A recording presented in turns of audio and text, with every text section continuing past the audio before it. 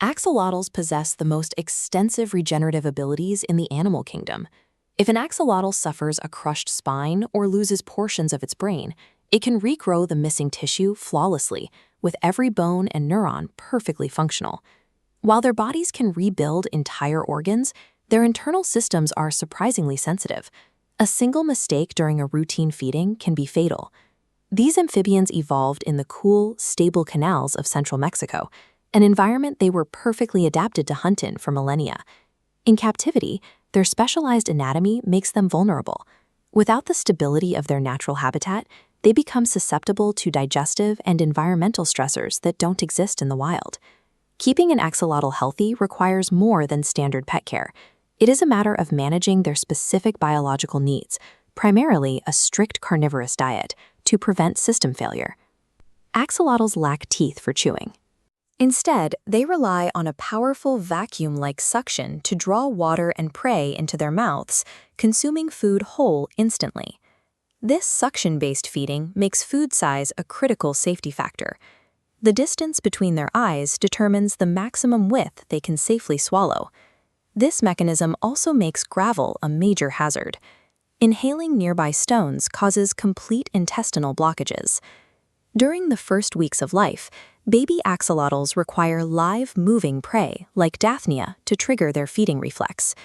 This stage requires isolated, clinical environments to ensure each hatchling receives adequate nutrition. At this age, their hunting instincts are highly aggressive.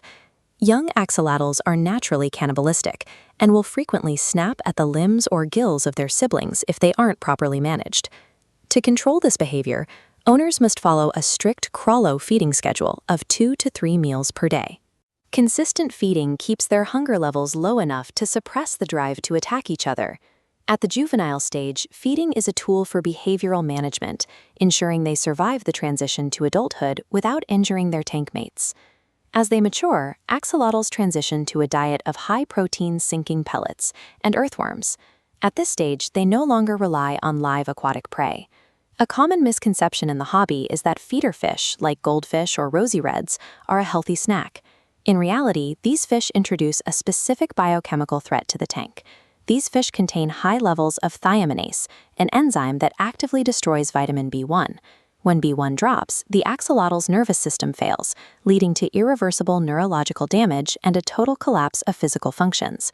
Beyond chemical balance, their digestion is also tied to their environment, specifically a cold water temperature window between 60 and 64 degrees Fahrenheit.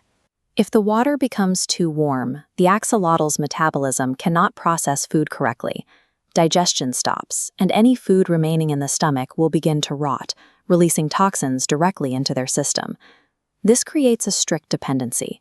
The wrong food or the wrong temperature turns their own digestive tract into an internal health hazard. Keeping an axolotl means maintaining a biological balance that was established over a long evolutionary history in a very specific environment.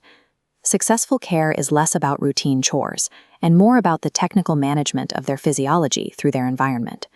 Survival depends on 3 factors: precise monitoring of food size, avoiding toxic chemical profiles like thiaminase, and maintaining stable cold water temperatures. For life-stage feeding matrices and equipment recommendations, such as Hikari carnivore pellets, you can find the complete Krawlo axolotl diet feeding guide at the link in the description.